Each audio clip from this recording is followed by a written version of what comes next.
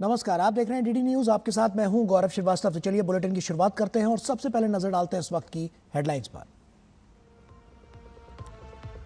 जनजातीय गौरव दिवस पर प्रधानमंत्री मोदी ने गुजरात को दी 9,700 करोड़ रुपए से अधिक की विकास परियोजनाओं की सौगात।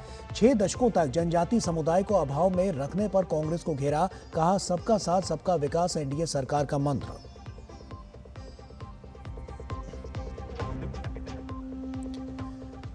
जनजातीय गौरव दिवस पर देश भर में कार्यक्रमों का आयोजन। राष्ट्रपति द्रौपदी मुर्मू, उपराष्ट्रपति सीपी राधाकृष्णन और लोकसभा अध्यक्ष ओम बिरला ने संसद परिसर में दी श्रद्धांजलि। यूपी में सोनभद्र में धरती आबा जनजाति ग्राम उत्कर्ष अभियान की शुरुआत।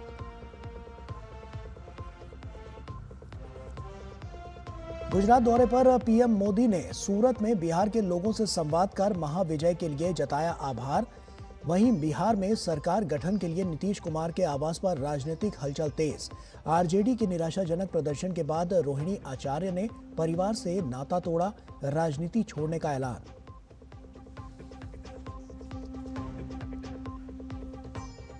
दिल्ली ब्लास्ट में लगातार बढ़ रहा है जांच का दायरा। मेवात और पठानकोट से 3 डॉक्टरों को लिया गया हिरासत में। अल फलाह यूनिवर्सिटी के ओखला दफ्तर में दिल्ली पुलिस का सर्च ऑपरेशन।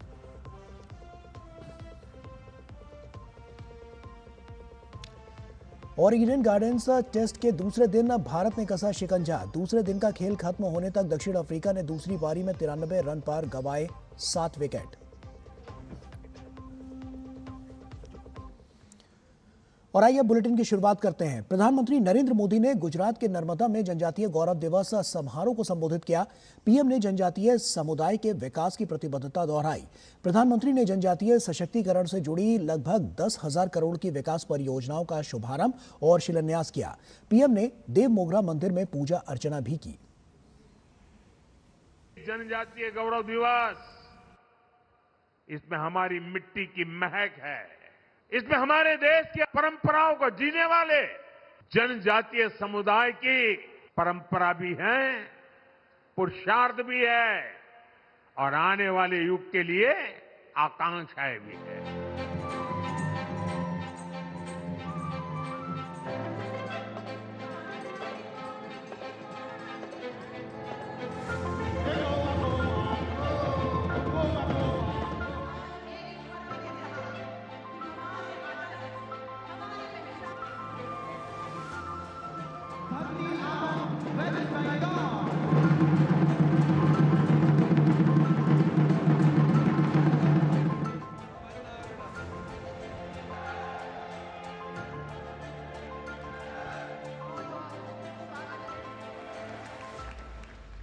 स्वतंत्रता आंदोलन में ट्राइबल समाज के योगदान को हम भुला नहीं सकते हैं और आजादी के बाद यह काम होना चाहिए था, लेकिन कुछ ही परिवारों को आजादी का श्रेय देने के मोह में मेरे लक्षावधि आदिवासी भाई बहनों की त्याग, तपस्या, बलिदान को नकार दिया गया। और इसलिए 2014 के पहले देश में कोई भगवान बिरसा मुंडा को याद करने वाला नहीं था। सिर्फ उनके अगल बगल के गांव तक पूछा जाता था। हमने उस परिस्थिति को बदला। क्यों? हमारी अगली पीढ़ी को भी पता होना चाहिए कि मेरे आदिवासी भाई बहनों ने हमें कितना बड़ा तोहफा दिया है, आजादी दिलवाई है।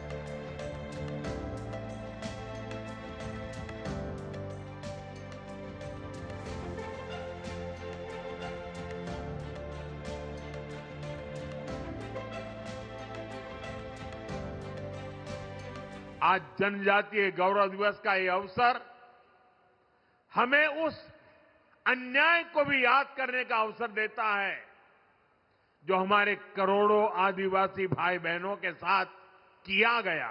देश में 6 दशक तक राज करने वाली कांग्रेस ने आदिवासियों को उनके हाल पर छोड़ दिया था।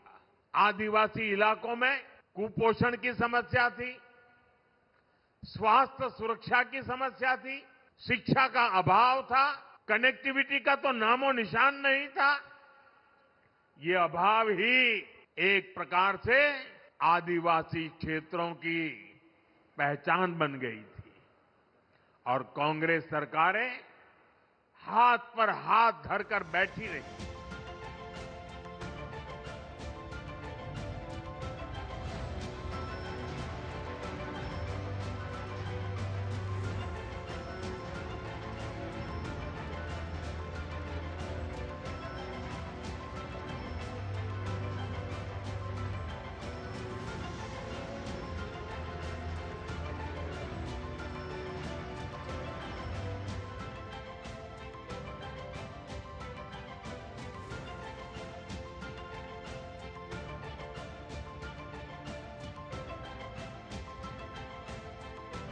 निसंदेह प्रधानमंत्री नरेंद्र मोदी का ये दौरा बेहद खास होने वाला है, खासकर आदिवासी महिलाओं और बच्चों के लिए। उनके जीवन में जो सकारात्मक बदलाव आएगा, यकीनन न सिर्फ वो अपना विकास करेंगे, अपने आसपास के क्षेत्र का विकास करेंगे, बल्कि विकसित भारत में भी अपना योगदान दे सकेंगे। कैमरा पर्सन सुनील के साथ मैं डॉक्टर सोया शर्मा, डीडी न्यूज, डेडियावाड़ा, गुजरात। और गुजरात के नर्मदा जिले में जनजातीय गौरव दिवस मनाया गया। इस अवसर पर आयोजित कार्यक्रम में धरती आबा के परिवार की तीसरी और चौथी पीढ़ी के सदस्यों को विशेष रूप से आमंत्रित किया गया। इन सदस्यों से डीडी न्यूज संवाददाता डॉक्टर सुयश शर्मा ने खास बातचीत की। देखिए। भगवान बिरसा मुंडा जी की कर्म कांडों से उनके अपना स्वाभिमानी का प्रेरणा लेकर के सबको जगने का और अपना जीवन अच्छाई से बिताने का प्रेरणा मिलती है। प्रधानमंत्री जी का पहल पर पूरा देश में मनाई जा रही है। इसके लिए मैं नरेंद्र मोदी जी को बहुत बहुत धन्यवाद देते हैं। नरेंद्र मोदी जी को थैंक यू बोलना चाहूँगा ये इवेंट ऑर्गेनाइज करवाने के लिए और हम लोग को इनवाइट करने के लिए भी, और जो भी मतलब आदिवासी लोग के लिए जो कर रहे हैं उनके लिए भी थैंक यू बोलना चाहूँगा। भी आदिवासी है वो आगे बढ़े और जो अपना जो जाति है जो आदिवासी है उनका नाम आगे बढ़ा है। और प्रधानमंत्री नरेंद्र मोदी ने गुजरात के नर्मदा में जनजातीय गौरव दिवस समारोह में शिरकत की। इस दौरान प्रधानमंत्री ने जनजातीय समुदाय के विकास के लिए अपनी प्रतिबद्धता दोहराई। केंद्र सरकार और गुजरात सरकार लगातार महिलाओं के विकास के लिए काम कर रही है। सरकार की विभिन्न योजनाओं का महिलाओं को लाभ मिल रहा है। हमें मिशन मंगलम योजना का लाभ तो दिया ही है, साथ में बहुत सारा सरकार श्री ने लाभ दिया, जैसे कि किसान सम्मान निधि, और हमें ट्राइबल सप्लीमेंट से नहरी होटल खोलने के लिए 5 लाख रुपए मिले। फिर माँ उज्ज्वला कार्ड, माँ कार्ड, फिर मनरेगा योजना का लाभ भी मिला है, SBM का भी लाभ मिला है, बहुत सारे लाभ मिले हैं हमें। इसलिए सरकार श्री का जितना भी आभार व्यक्त करें इतना कम है। प्रधानमंत्री सर को हम दिल से धन्यवाद देने के लिए चाहते हैं, क्योंकि उन्होंने हमारे नारी को एक प्लेटफॉर्म के पीछे नहीं रखा है पर आगे ले गए हैं और हमें आगे आने के लिए बहुत सारा मौका मिला है। मैं प्रधानमंत्री नरेंद्र मोदी साहब जी को दिल से धन्यवाद देना चाहूँगी। महिला के लिए काम करते हैं तो हमें बहुत अच्छा लगता है, और हमारे गांव में रहने वाली दीदियाँ हैं वो दीदियाँ बहुत संघर्ष करती है, तो वो आगे लाने के लिए हर हाल प्रयत्न करते रहे तो हमें बहुत अच्छा लगता है। और आधे सिंह सुखलाल भाई धाड़का ने कहा कि एकलव्य स्कूल में शिक्षा पाकर हमारा लड़का डॉक्टर बना है, और उन्होंने एकलव्य स्कूल चलाने के लिए प्रधानमंत्री नरेंद्र मोदी की प्रशंसा भी की है। हमारे गरीब बच्चे कहाँ से पढ़ सकते थे, ये जो सरकार श्री ने जो ये अपना एकलव्य मॉडल स्कूल की वजह से जो बच्चों को शिक्षा देने का जो ध्येय किया है उसकी वजह से हमारा बच्चा आज डॉक्टर बना है। हमारे दिल से तो खूब खुशी, हमारे बच्चे की जो तमन्ना हम कर रहे थे कि मेरे बच्चे को हम डॉक्टर बनाए, पर हम इतने गरीब लोग हैं कि हम बच्चे को डॉक्टर नहीं बना सकते। अपने प्रधानमंत्री मोदी साहब की वजह से मेरा बच्चा डॉक्टर बना है और हमारे पूरे परिवार में खुशी आनंद है। धरती आबा भगवान बिरसा मुंडा की 150वीं जन्म जयंती पर प्रधानमंत्री नरेंद्र मोदी नर्मदा जिले के डेडियापाड़ा के समारोह में सम्मिलित हुए, जहां उन्होंने कई परियोजनाओं का लोकार्पण किया। पीएम मोदी के आगमन से डेडियापाड़ा की जनता में बेहद उत्साह नजर आया। डेडियापाड़ा की रहने वाली स्नेहा प्रधानमंत्री के लिए एक पेंटिंग बनाकर लाई, जिसे सम्मान सहित प्रधानमंत्री ने स्वीकार किया। डेडियापाड़ा की स्नेहा से डीडी न्यूज ने खास बातचीत की। देखिए। अभी हम डेडियापाड़ा में हैं और जब प्रधानमंत्री नरेंद्र मोदी यहाँ बिरसा मुंडा की 150वीं जयंती पर आए तो यहाँ अपने संबोधन के दौरान उन्होंने देखा कि एक बिटिया पेंटिंग लेकर के बैठी है। जैसा हम सब जानते हैं और प्रधानमंत्री ने भी कहा कि आदिवासी समाज कला को लेकर के भी बहुत सजग है, बहुत अच्छी अच्छी कलाएं जानते हैं, सांस्कृतिक विधाएं जानते हैं। उन्होंने इतना अच्छा आदिवासी नृत्य प्रस्तुत किया।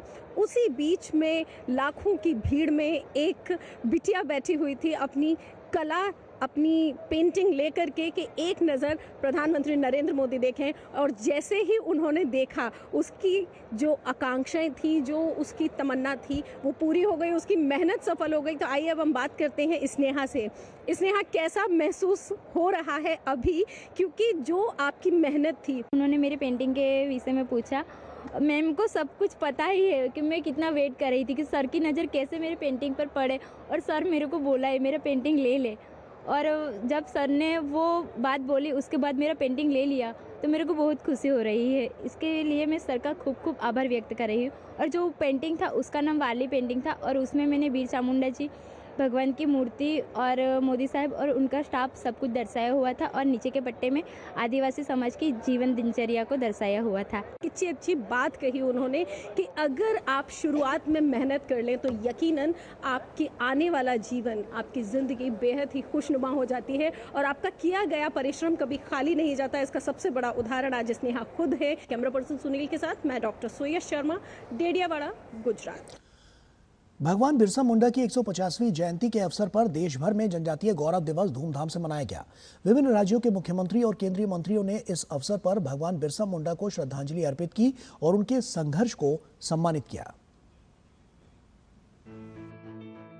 स्वतंत्रता संग्राम और आदिवासी समाज की पहचान में भगवान बिरसा मुंडा का योगदान अतुलनीय है। उनकी 150वीं जयंती के अवसर पर देश भर में जनजातीय गौरव दिवस धूमधाम से मनाया गया। राष्ट्रपति द्रौपदी मुर्मू, उपराष्ट्रपति सीपी राधाकृष्णन और लोकसभा अध्यक्ष ओम बिरला ने संसद परिसर में उन्हें श्रद्धांजलि अर्पित की।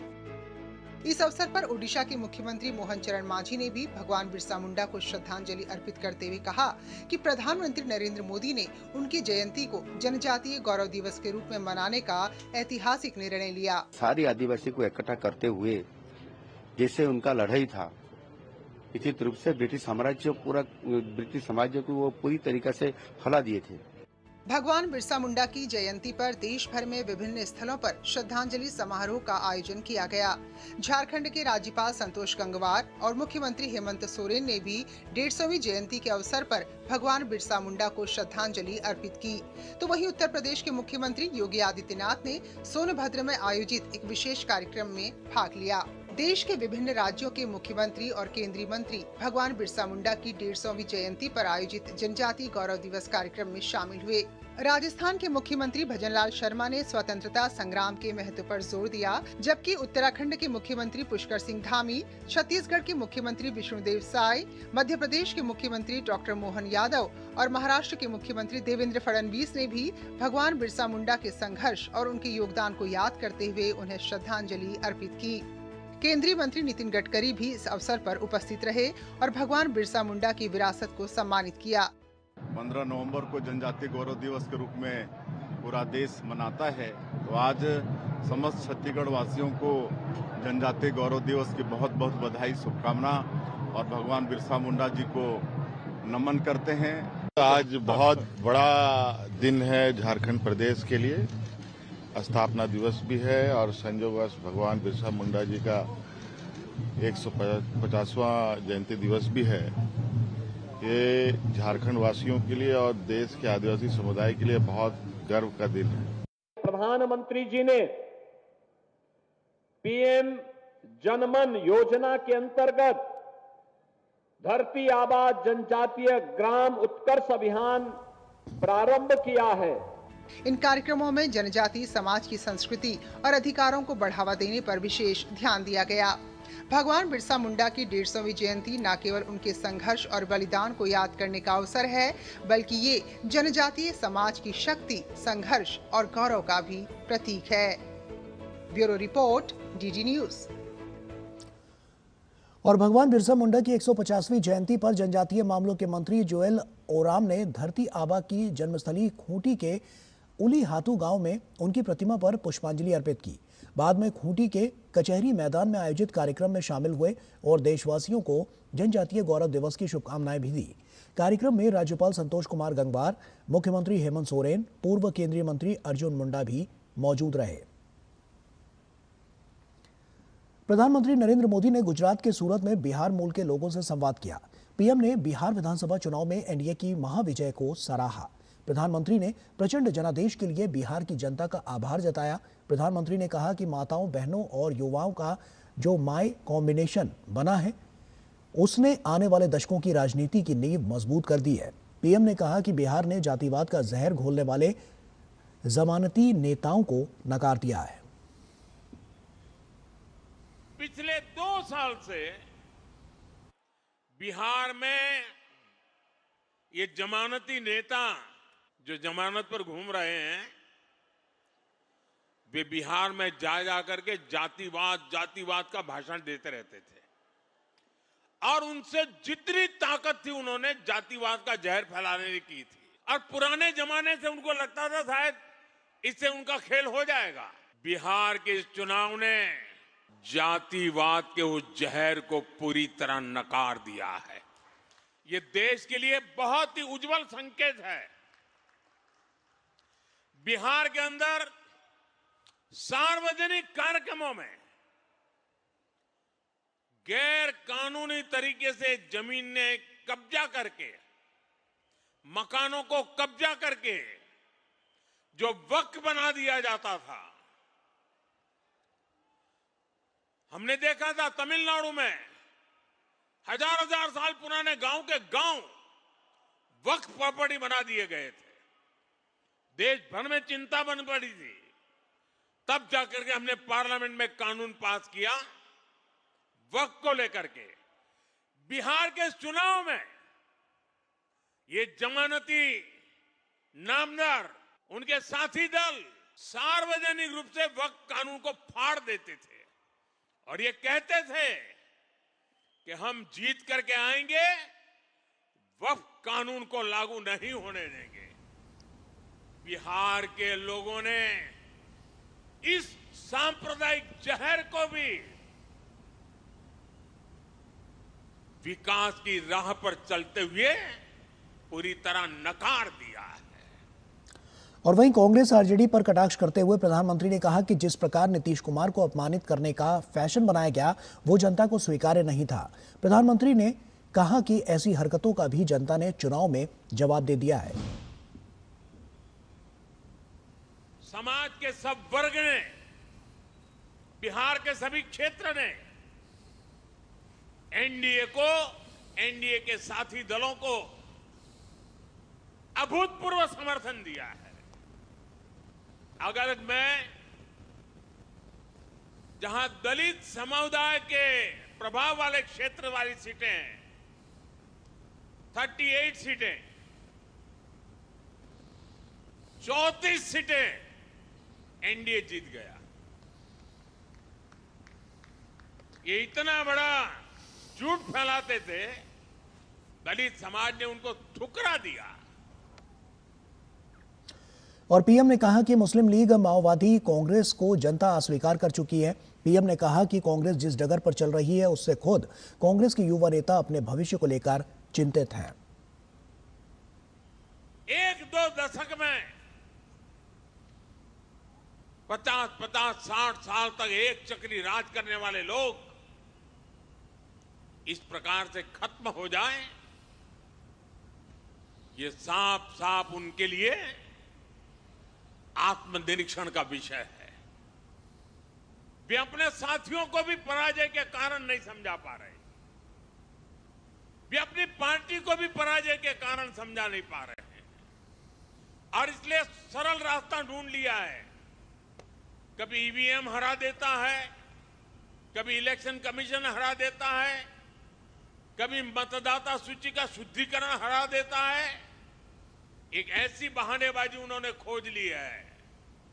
वो बहानेबाजी खुद को तो शायद कुछ दिन ठीक रखेगी, लंबे अरसे तक उनकी कैडर को स्वीकार्य नहीं होगा।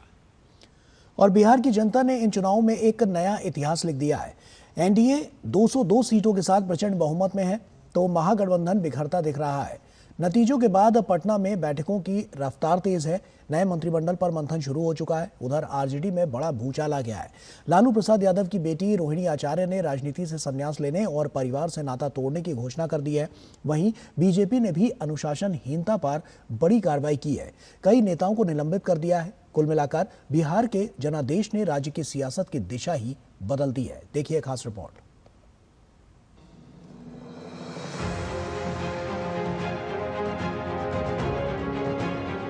एनडीए गठबंधन ने 2025 के बिहार विधानसभा चुनाव में इतिहास रच दिया।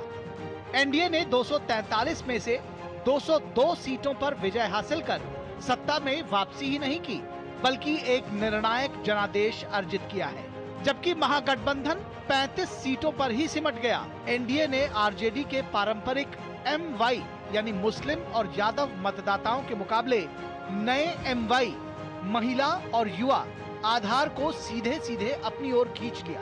एनडीए सरकार की महिला कल्याणकारी योजनाओं के चलते महिलाओं ने बढ़ चढ़कर एक बार फिर एनडीए सरकार पर भरोसा जताया है।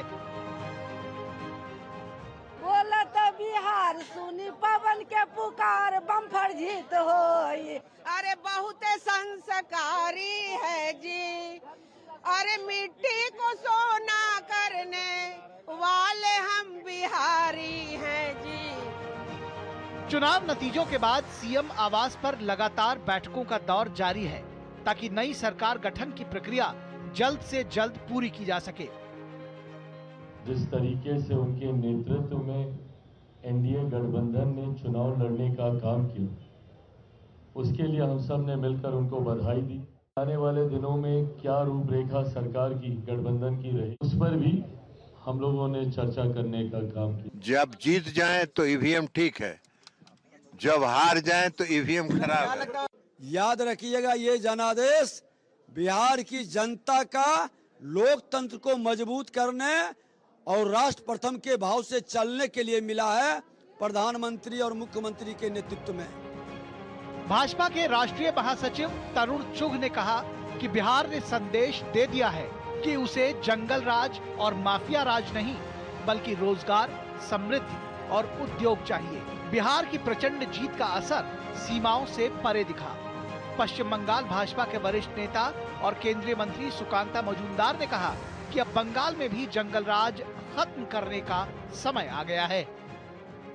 बिहार ने जनादेश में साफ कर दिया है कि उन्हें रोजगार, समृद्धि, उद्योग, विकास चाहिए, ना कि विपक्ष की इंडी गठबंधन की जातीय सांप्रदायिक दादागिरी। बंगाल की जनता उन्मुख है, उद्ग्रीव है कि इस शासन को, जो प्रो उग्रवादी शासन है, इसको हटाकर भारत के हाथ में यहाँ पे शासन व्यवस्था कायम करना है और राम राज्य प्रतिष्ठा। जेडीयू के वरिष्ठ नेता केसी त्यागी ने कांग्रेस पर जमकर हमला बोला। उन्होंने कहा कि विपक्ष अपनी कमियां ढूंढने के बजाय ईवीएम और वोट चोरी का बहाना खोजता रहा।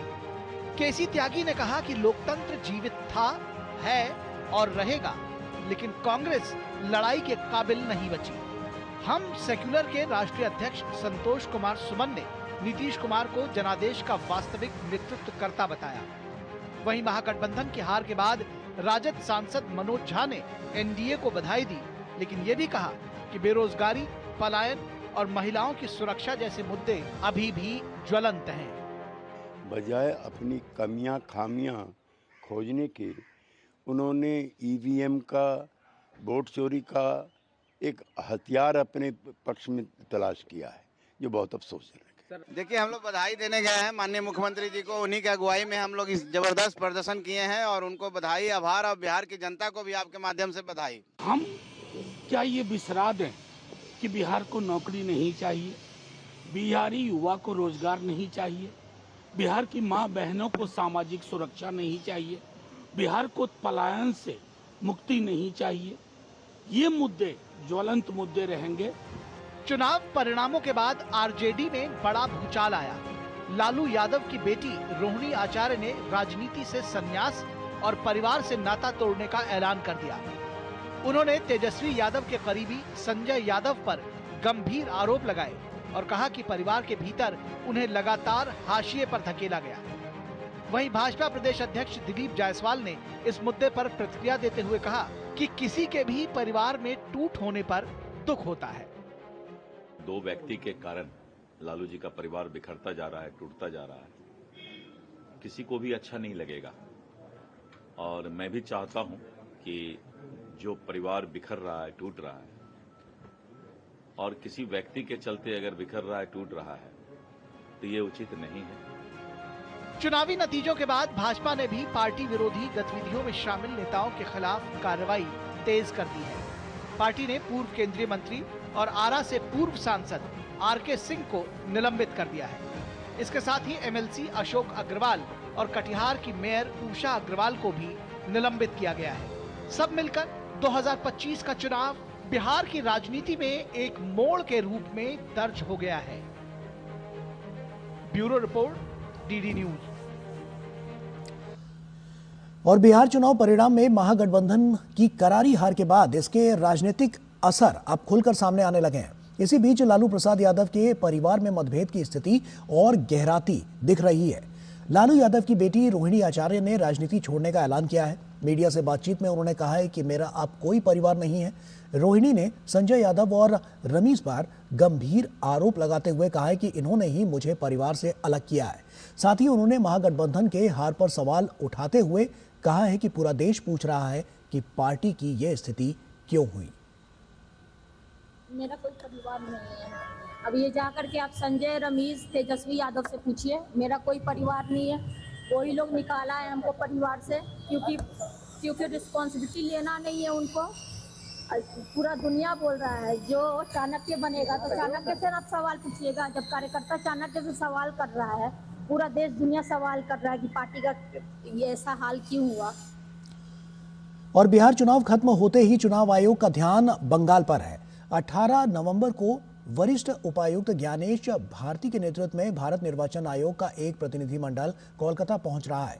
ये प्रतिनिधिमंडल एसआईआर प्रक्रिया की समीक्षा करेगा। साथ ही ईवीएम से संबंधित पहले स्तर की जांच की कार्यशाला आयोजित की जाएगी। राज्य के दौरे के दौरान आयोग का प्रतिनिधिमंडल कोलकाता, दक्षिण 24 परगना, नादिया, मुर्शिदाबाद और मालदा में एसआईआर की स्थिति की जांच करेगा। जनसांख्यिकी के अनुसार ये 5 जिले राज्य की राजनीति में अत्यंत महत्वपूर्ण हैं। दौरे के दौरान दिल्ली से आए आयोग के प्रतिनिधि कोलकाता उत्तर, कोलकाता दक्षिण और दक्षिण 24 परगना के जिलाधिकारियों के साथ भी बैठक करेंगे। मतदाता सूची के विशेष गहन पुनरीक्षण यानी एसआईआर के दूसरे चरण में 9 राज्यों और 3 केंद्र शासित प्रदेशों में मतदाता सूची के पुनरीक्षण की प्रक्रिया जारी है।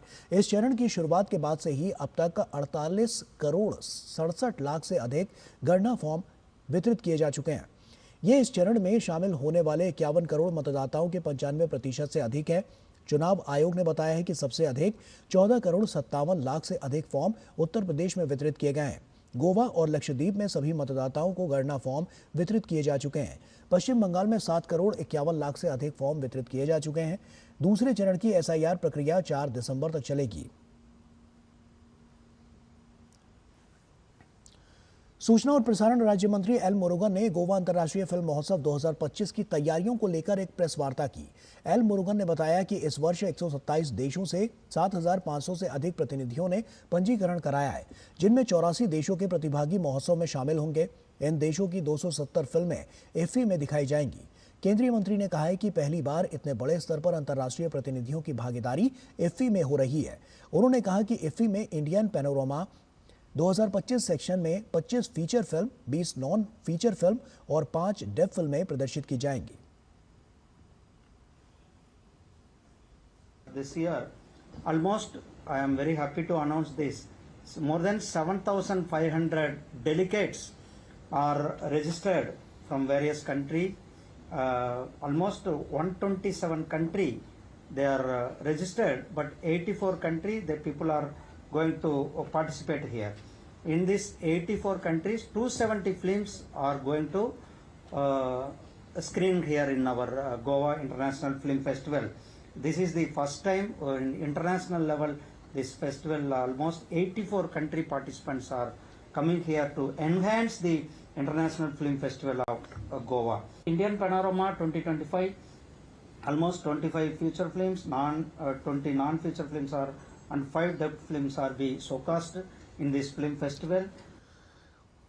और गोवा में 56वें भारतीय अंतर्राष्ट्रीय फिल्म महोत्सव 2025 का आयोजन हो रहा है। गोवा के मुख्यमंत्री प्रमोद सावंत ने कहा है कि इस वर्ष का विषय नवाचार, रचनात्मकता और प्रौद्योगिकी है। महोत्सव के दौरान गोवा की 2 फिल्में क्लाउडिया और पायलट प्रदर्शित की जाएंगी। 17 एंट्रीज यहाँ पे आए थे और वो 17 एंट्रीज में से 2 सिलेक्ट हो चुके हैं। The Goan movies which will be the selected for the two screen in this which is in zero bulb and haldi, my dad invented the vada pav, ये मूवी मैंने इसमें सिलेक्ट हो गई है। The Goan producer cut, it is Meraki, by the sea and the ghar, इस तरह के 2 movie which will be the screen again in the Goan section. Different prizes will be there. इस बार का इफे हम ओल्ड जीएमसी कॉम्प्लेक्स यहाँ पे open venue पे सेलिब्रेट कर रहे हैं। सो अप्रॉक्सीमेटली द 23 फ्लोट परेड यहाँ पे हो गए। और केंद्रीय वाणिज्य और उद्योग मंत्री पीयूष गोयल ने भारत के चिकित्सा प्रौद्योगिकी क्षेत्र को गति प्रदान करने के उद्देश्य से विशाखापत्तनम स्थित आंध्र प्रदेश चिकित्सा प्रौद्योगिकी क्षेत्र में एक अत्याधुनिक डायग्नोस्टिक इमेजिंग सुविधा का उद्घाटन किया। पीयूष गोयल ने सोशल मीडिया एक्स पर पोस्ट करते हुए बताया कि यह पहल नवाचार को बढ़ावा देने के साथ साथ स्वास्थ्य सेवा में सटीकता बढ़ाएगी और उन्नत इमेजिंग समाधानों के निर्माण में सहायता करेगी। इससे चिकित्सा प्रौद्योगिकी क्षेत्र में उच्च गुणवत्ता के साथ ब्रांड इंडिया की वैश्विक स्थिति को और मजबूत मिलेगी। केंद्रीय शिक्षा राज्य मंत्री जयंत चौधरी ने आज उत्तर प्रदेश के बागपत जिले के 15 स्कूलों के लिए 75 कंप्यूटर रवाना किए। शिक्षा मंत्रालय के विद्यांजलि कार्यक्रम के तहत छात्रों में डिजिटल साक्षरता को बढ़ावा देने के मकसद से इस पहल की शुरुआत की गई। इससे बागपत जिले के सरकारी स्कूलों में डिजिटल इंफ्रास्ट्रक्चर को बढ़ावा देने और उन्हें तकनीकी रूप से उन्नत बनाने में मदद मिलेगी। गौरतलब है कि विद्यांजलि एक स्कूल स्वयंसेवी प्रबंधन कार्यक्रम है जिसका उद्देश्य छात्रों के समग्र विकास और स्कूल अवसंरचना में सुधार की दिशा में निजी क्षेत्र के योगदान को प्रोत्साहित करना है। हम लोगों को ये नहीं सोचना चाहिए कि शिक्षा व्यवस्था में सुधार सिर्फ सरकार की जिम्मेदारी है। जब तक जो परिवार के लोग हैं जो अच्छी शिक्षा चाहते हैं, एक समान शिक्षा अगर अमीर के और मध्यम वर्ग के बच्चों को शहरों में मिल सकती है तो ग्रामीण क्षेत्रों में भी वही मिलनी चाहिए। इस व्यवस्था के निर्माण में सबको आगे आना चाहिए और इसी प्रयास में जन भागीदारी के मिशन को आगे बढ़ाने के लिए विद्यांजलि पोर्टल का निर्माण हुआ। काफ़ी इसमें प्रगति हुई है। पिछले 2021 से अब तक अगर देखा जाए तो इसमें लाखों लोग पंजीकृत हुए, 8.5 लाख स्कूलों को इसका लाभ मिला है, 1 करोड़ 80 लाख बच्चों को, जो स्कूली बच्चे हैं जो सरकारी सिस्टम एजुकेशन सिस्टम में पढ़ रहे हैं, उनको सीधा लाभ मिल पाया। और केंद्रीय पेट्रोलियम और प्राकृतिक गैस मंत्री हरदीप सिंह पुरी ने दक्षिण कोरिया के जियोजे में हनवा महासागर की विशाल जहाज निर्माण सुविधा का दौरा किया। अपने दौरे को लेकर केंद्रीय मंत्री ने सोशल मीडिया पर पोस्ट लिखा। उन्होंने लिखा कि भारत विभिन्न क्षेत्रों में मजबूत वृद्धि के साथ भारतीय अर्थव्यवस्था, जो विश्व में सबसे तेजी से बढ़ती अर्थव्यवस्थाओं में से एक है, हमारे ऊर्जा क्षेत्र के साथ मिलकर प्रधानमंत्री मोदी जी के नेतृत्व में विकसित भारत बनने की हमारी यात्रा में बड़े पैमाने पर साझेदारी और निवेश के अवसर प्रदान करती है। केंद्रीय मंत्री कीर्तिवर्धन सिंह ने बिरसा मुंडा की 150वीं जयंती के कार्यक्रम में हिस्सा लिया। इस मौके पर उन्होंने छात्र छात्राओं को सम्मानित किया, जिसके बाद पत्रकारों से बातचीत करते हुए कीर्तिवर्धन सिंह ने बिहार विधानसभा चुनाव में एनडीए को मिली ऐतिहासिक जीत पर खुशी जताई और कहा कि बिहार के लोगों ने जाति धर्म से ऊपर उठकर विकास को प्राथमिकता दी। एनडीए सरकार ने बिहार वासियों को स्कूल, बिजली और सड़क जैसी बुनियादी सुविधाएं प्रदान की हैं। साथ ही जनता ने विपक्ष के झूठे प्रचार को भी खारिज कर दिया। लोग वहाँ बहुत सारी अटकलें लगा रहे थे, बहुत सारे एक तरह के पोल आ रहे थे और बाकी पार्टियों ने पहले तो हम लोगों की पार्लियामेंट नहीं चलने दिया, वही एसआर को लगातार उसको उछाल के, जबकि वो जानते थे कि सच्चाई क्या है, और उसी सच्चाई का परिणाम है। और वहाँ की जनता ने जो ये जात के आधार पर और धर्म के आधार पर लड़ाई लड़ना चाहते थे और उसकी आड़ में बिहार को लूटना चाहते थे, वो उनकी कोशिश को नाकाम कर दिया है। और एनडीए की इतनी ज़बरदस्त जीत के साथ ये साबित कर दिया है कि देश की जनता इन पार्टियों के बारे में, इनके हथकंडे, इनके मंसूबे समझ चुकी है और उन पर पानी फेर के उन्होंने दिखा दिया। राष्ट्रीय स्वयंसेवक संघ के सरसंघ चालक मोहन भागवत ने जयपुर में एकात्म मानव दर्शन अनुसंधान और विकास प्रतिष्ठान द्वारा आयोजित दीनदयाल स्मृति व्याख्यान में भाग लिया। इस अवसर पर उन्होंने भारतीय समाज और अर्थव्यवस्था में परिवार की भूमिका पर जोर दिया। उन्होंने कहा कि सामाजिक व्यवहार का प्रशिक्षण परिवार में ही मिलता है और भारत का अर्थतंत्र आज भी मुख्य रूप से परिवारों से ही चलता है। ये सारा जो सामाजिक व्यवहार का प्रशिक्षण है परिवार में होता है।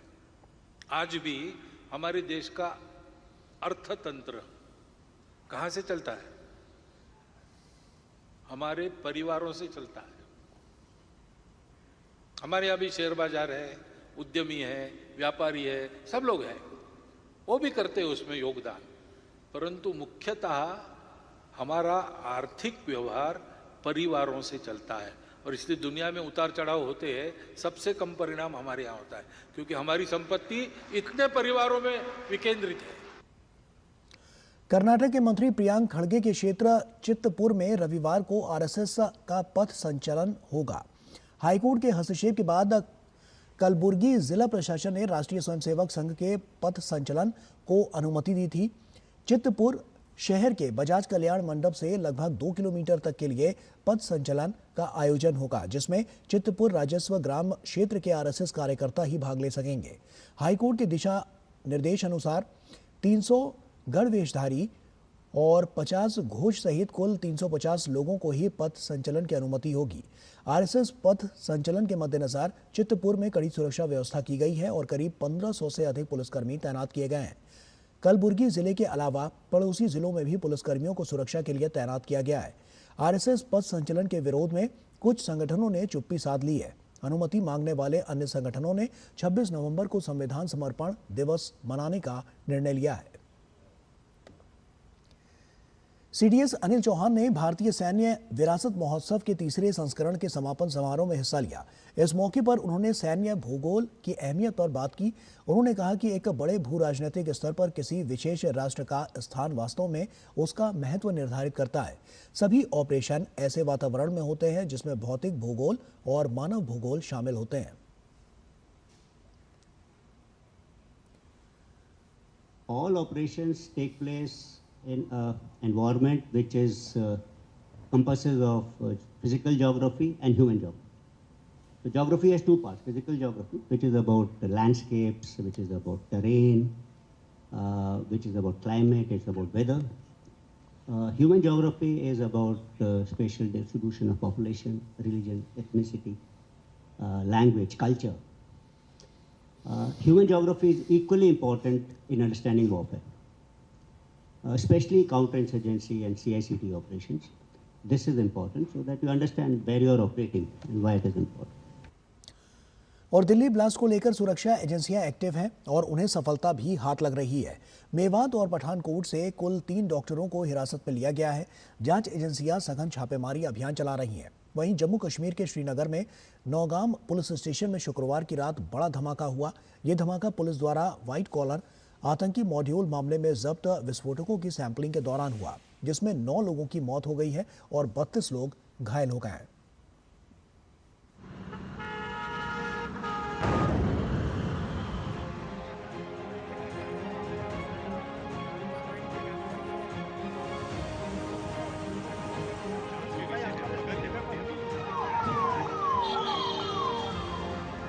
दिल्ली कार बम धमाके की जांच में सुरक्षा एजेंसियों को एक और बड़ी सफलता मिली है। मेवात और पठानकोट से कुल 3 डॉक्टरों को हिरासत में लिया गया है। हिरासत में लिए गए डॉक्टरों में से 2 को मेवात से जबकि 1 को पठानकोट से गिरफ्तार किया गया।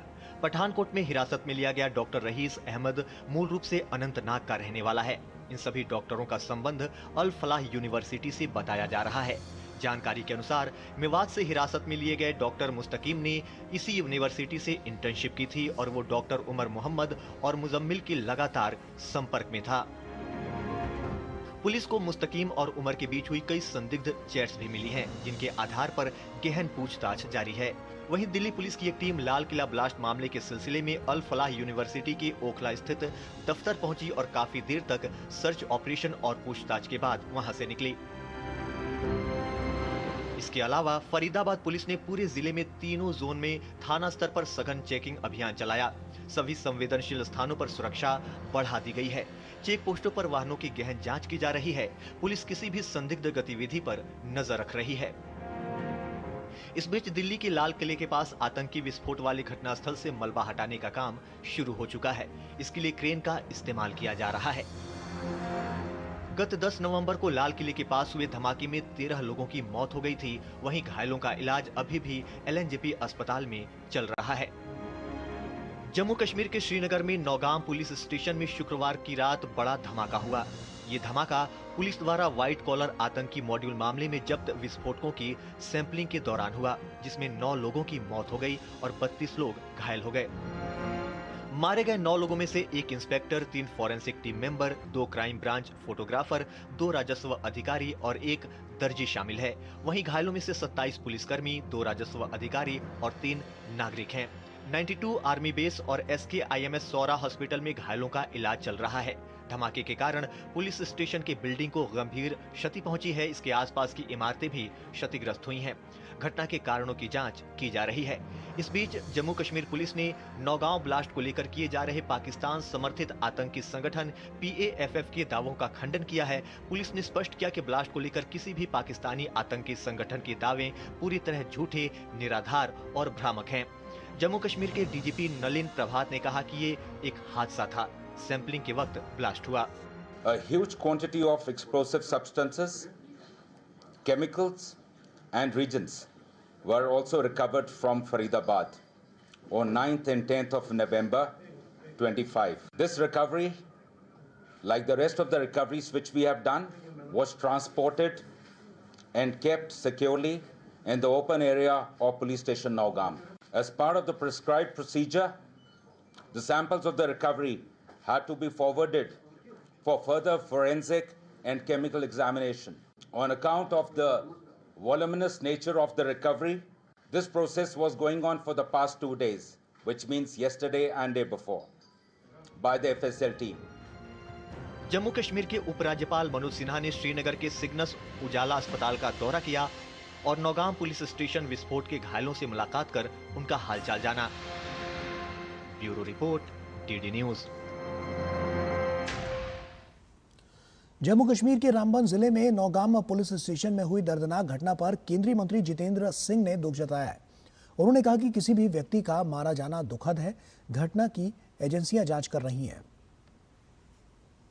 जो जाने गई है उसके लिए तो खैर सारे देश में एक तरह का माहौल उस तरह का है कि उसका कोई निश्चय, उसमें कोई दूसरी राय नहीं हो सकती। लेकिन ये क्यों हुआ, कैसे हुआ, इसका संबंधित एजेंसियां, गृह मंत्रालय जांच कर रहा है। जम्मू कश्मीर के नौगाम थाने में शुक्रवार देर रात हुए आकस्मिक विस्फोट में जान गंवाने वाले लोगों के परिजनों से जम्मू कश्मीर सरकार में मंत्री सकीना इटू ने मुलाकात कर संवेदना व्यक्त की है। सरकार ने मुख्यमंत्री राहत कोष से प्रत्येक मृतक के 10 लाख रुपए और गंभीर रूप से घायलों के लिए 1 लाख रुपए की अनुग्रह राशि की भी घोषणा की है।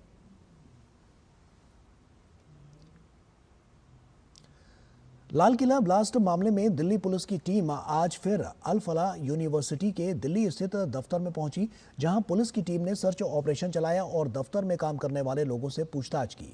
अल फलाह यूनिवर्सिटी के दिल्ली स्थित दफ्तर से संवाददाता दिवांशु मल्होत्रा की यह खास रिपोर्ट देखिए।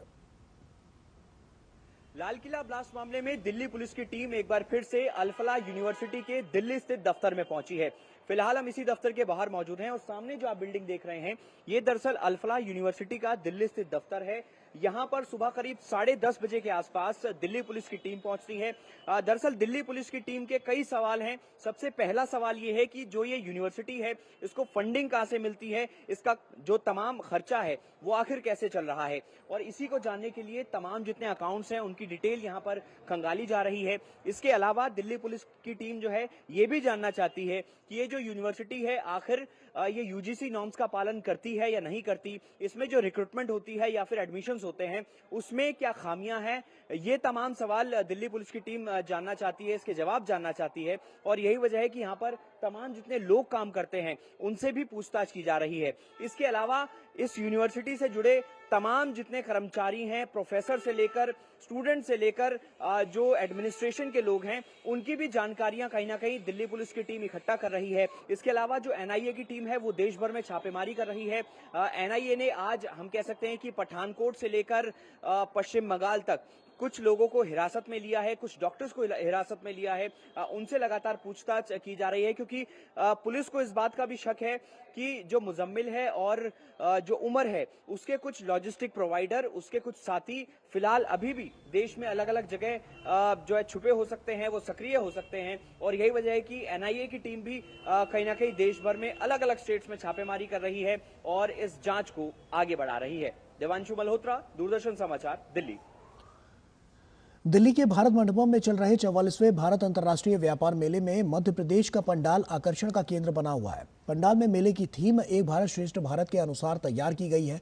यहाँ न केवल ग्वालियर फोर्ट को देखा जा सकता है बल्कि मुरैना के 64 योगिनी मंदिर के भी दर्शन किए जा सकते हैं। और क्या खास है इस मध्य प्रदेश के पंडाल में, बता रहे हमारे संवाददाता गिरीश निशाना अपनी इस खास रिपोर्ट में। ये है 44वें भारत अंतर्राष्ट्रीय व्यापार मेले में मध्य प्रदेश का पंडाल। इसके मुख्य द्वार पर जहां ग्वालियर फोर्ट के दर्शन किए जा सकते हैं, तो वहीं अंदर घुसते ही 64 योगिनी मंदिर मुरैना के दर्शन होते हैं। इस पंडाल को मेले की थीम एक भारत श्रेष्ठ भारत के अनुरूप सजाया गया है। गौरतलब है कि लुटियंस ने जब भारतीय संसद भवन का ड्राइंग फाइनल किया था तो उसने भारतवर्ष की प्रसिद्ध इमारतों के आर्किटेक्चर बुलवाए थे, जिसमें से उन्होंने मुरैना जिले के 64 योगिनी मंदिर का चुनाव किया था, जिसके ही आधार पर उन्होंने भारतीय संसद भवन का निर्माण करवाया। इस स्थान पर सभी घरेलू और विदेशी पर्यटक भ्रमण करने के लिए आते हैं, जिससे एक भारत श्रेष्ठ भारत की भावना मजबूत होती है और राष्ट्रीय एकता को बढ़ावा मिलता है। पूरे पंडाल को जो है ग्वालियर फोर्ट के आधार पर सजाया गया है। आप पंडाल में अंदर प्रवेश करते ही है जो आपको मुरैना जिले के 64 योगिनी मंदिर के दर्शन होते हैं, जिनमें मध्य प्रदेश के पूरे पर्यटन को हमने इमर्सिव स्क्रीन के माध्यम से दर्शाया हुआ है। इसके अलावा जो है थीम एक भारत श्रेष्ठ भारत के अंतर्गत हमारे जो जोड़ीदार स्टेट थे मणिपुर और नागालैंड, उनको भी हमने जो है इसमें चित्रावली के माध्यम से प्रदर्शित किया है। आप आगे और बढ़ेंगे तो इसमें जो है आपको हमारे मध्य प्रदेश की औद्योगिक प्रगति के दर्शन होंगे। विभिन्न उत्पादों को सजाया गया है, उनकी बिक्री भी हो रही है। इसके अलावा पर्यटन को और औद्योगिक विकास में इन्वेस्टमेंट आदि को जो है हम यहाँ पे जानकारी दे रहे हैं। उनकी नीतियों को प्रदर्शित करना, डिजिटल फॉर्म में प्रदर्शित कर रहे हैं। विभिन्न उपलब्धियाँ जो है डिजिटल फॉर्म में हम यहाँ पे शो कर रहे हैं। पंडाल में मध्य प्रदेश की औद्योगिक प्रगति को दिखाने के साथ साथ उत्पादों को भी प्रदर्शित किया गया है और यहाँ स्टॉलों पर बिक्री भी हो रही है। यहाँ अभ्युदय मध्य प्रदेश की झलक साफ देखी जा सकती है। यहाँ लाइव डेमो के साथ मध्य प्रदेश की काफी संख्या में स्टार्टअप्स भी अपनी अलग अलग छाप छोड़ रही हैं। मध्य प्रदेश के पूरे पंडाल को किले की 4 दीवारी से घेरा गया है, जिसके प्रत्येक कोने में चित्रावली अपनी कहानी खुद बयां करती है। बिल्ट हेरिटेज, कल्चरल हेरिटेज और जनजातीय विरासत को तो यहाँ प्रदर्शित किया ही गया है, साथ ही साथ वाइल्ड लाइफ को तो विशेष रूप से प्रधानमंत्री नरेंद्र मोदी के साथ दर्शाया गया है। गिरीश निशाना, डीडी न्यूज, दिल्ली। अरुणाचल प्रदेश के मुख्यमंत्री पेमा खांडू ने गंगटोक में 13वें अंतर्राष्ट्रीय पर्यटन मार्ट का उद्घाटन किया और इस अवसर पर असम, सिक्किम और अरुणाचल प्रदेश के पर्यटन मंत्री सहित कई दिग्गज यहां पर मौजूद थे। पेमा खांडू ने कहा कि प्रधानमंत्री नरेंद्र मोदी के नेतृत्व में पूर्वोत्तर ने पर्यटन क्षेत्र में जबरदस्त प्रगति की है। केंद्रीय पर्यटन मंत्री गजेंद्र सिंह शेखावत ने वीडियो संदेश के जरिए इस क्षेत्र के पर्यटन विकास के प्रति अपनी प्रतिबद्धता व्यक्त की है। बता दें कि यह मार्ट पर्यटन मंत्रालय का वार्षिक प्रमुख कार्यक्रम है जो पूर्वोत्तर क्षेत्र की पर्यटन क्षमता को घरेलू और अंतर्राष्ट्रीय दर्शकों के सामने रखता है। इस वर्ष सिक्किम में आयोजित ये कार्यक्रम eco tourism, adventure tourism, wellness और सांस्कृतिक विरासत पर्यटन को बढ़ावा देगा।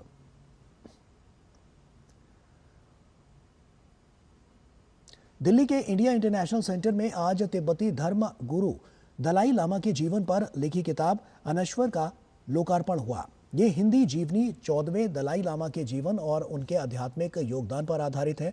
अरविंद यादव द्वारा लिखी इस किताब के विमोचन कार्यक्रम में मुख्य अतिथि के तौर पर डॉक्टर कर्ण सिंह और विशिष्ट अतिथि डॉक्टर मुरली मनोहर जोशी मौजूद रहे।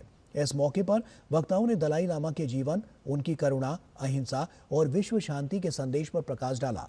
ये जीवनी दलाई लामा की आध्यात्मिक यात्रा को सरल और रोचक रूप में प्रस्तुत करती है। कई बार दलाई लामा जी से संभाषण हुआ, वार्तालाप हुआ, उनके विचार भी सुने और उनके जो संवाद हुए कुछ लोगों से यहाँ, विशेष करके डॉक्टर आयंगर से जो उनका योग के संबंध में संवाद हुआ था।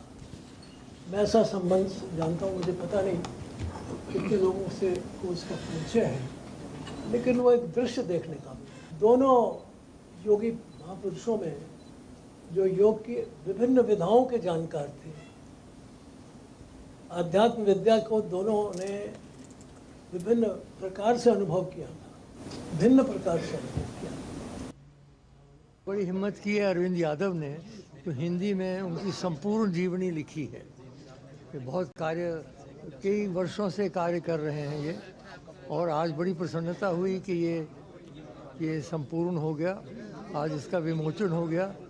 और मैं चाहूँगा कि जितने भी हिंदी के लाइब्रेरी हैं और जहाँ जहाँ होंगे ये किताब वहाँ पहुँचे, ताकि लोग उनको पढ़ें, उनके बारे में और जानें।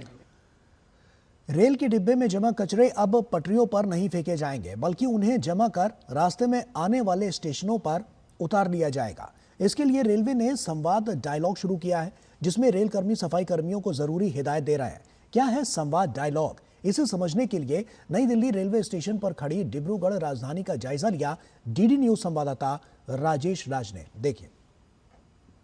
अमूमन ट्रेनों के कचड़े इस डब्बे में डाले जाते हैं, लेकिन इसको यत्र तत्र सर्वत्र या तो बिखेर दिया जाता है या फिर रेलवे स्टेशनों की पटरियों पर पहले फेंक दिया जाता था।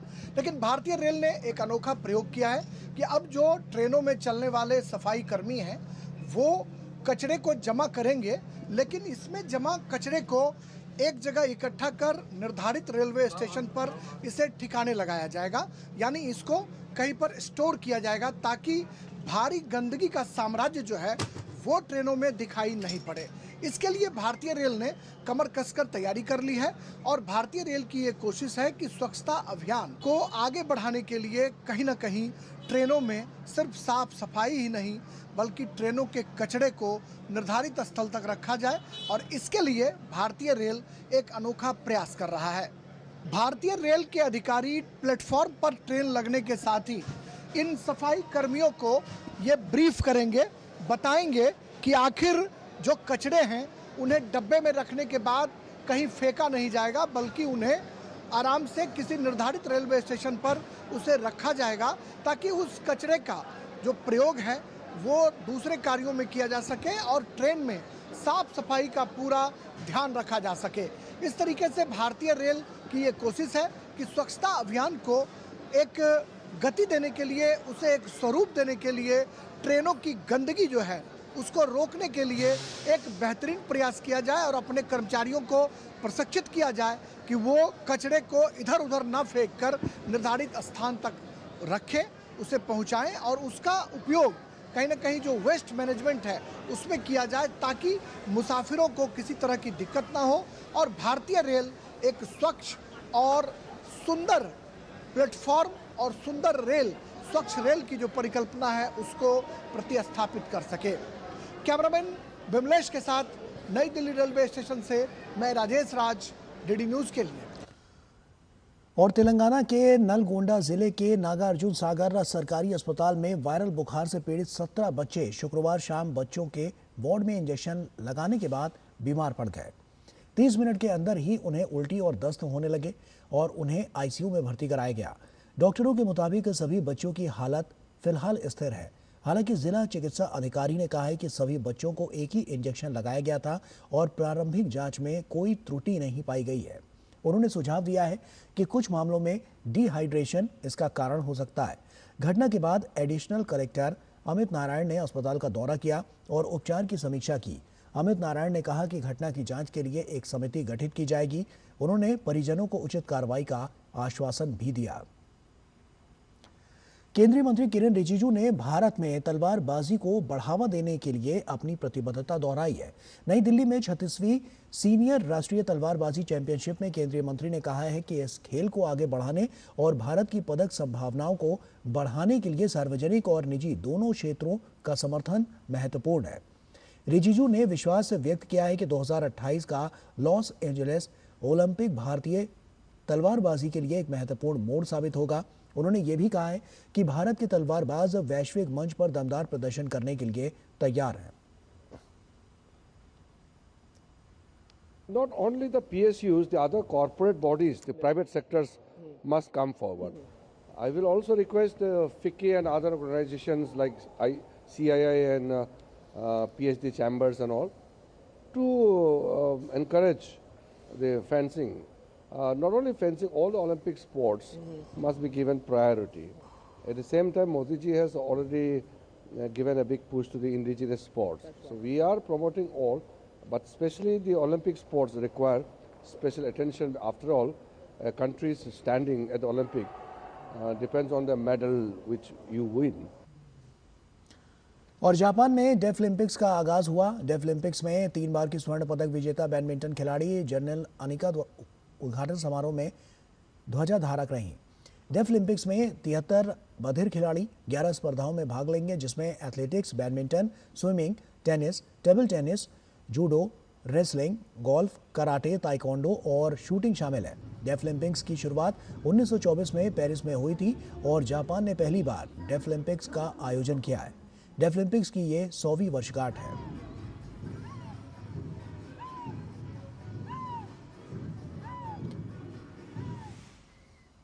और इसी के साथ फिलहाल इतना ही। दीजिए इजाजत। नमस्कार।